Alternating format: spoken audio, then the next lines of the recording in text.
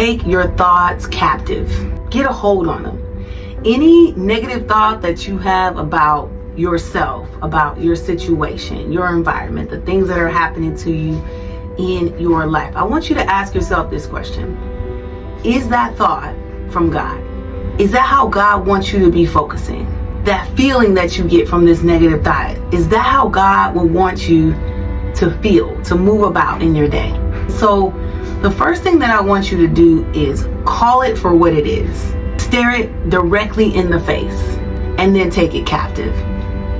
So in 2 Corinthians 10:5, Paul knew that we will be wrestling with these things, and he tells us specifically that we have to take our thoughts captive. In fact, in verse 4, he says, "For the weapons of our warfare are not carnal, but mighty in God." So when we battling something in the flesh, we cannot fight it in the flesh. We are not going to win that battle. And a lot of times that's what we end up doing. And God's like, and this is why you keep losing this battle. You cannot battle flesh with flesh. You are going to have to battle this with the Spirit.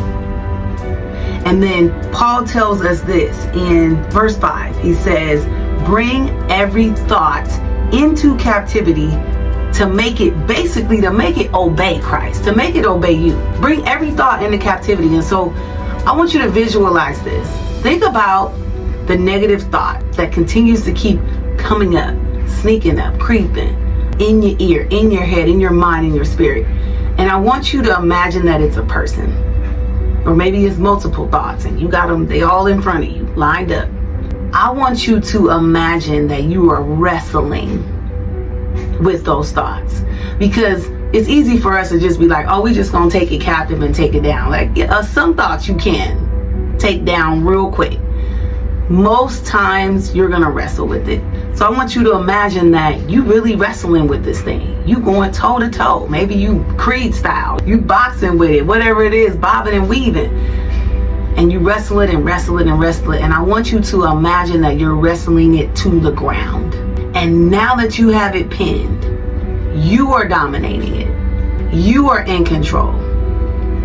And now that you have the power, you are going to take it captive.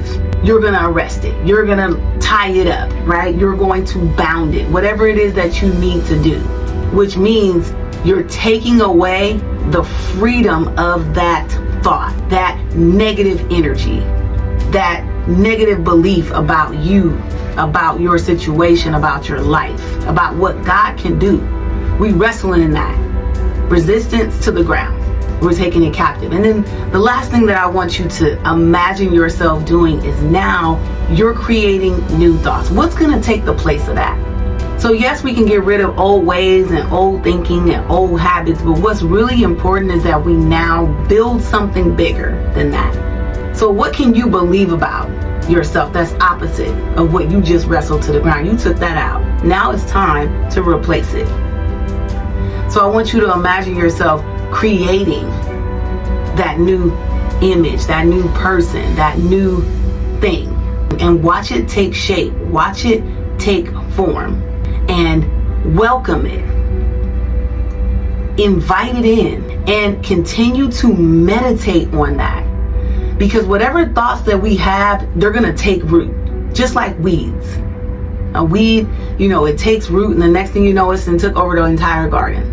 If we plant something positive, it will take root and it will continue to grow.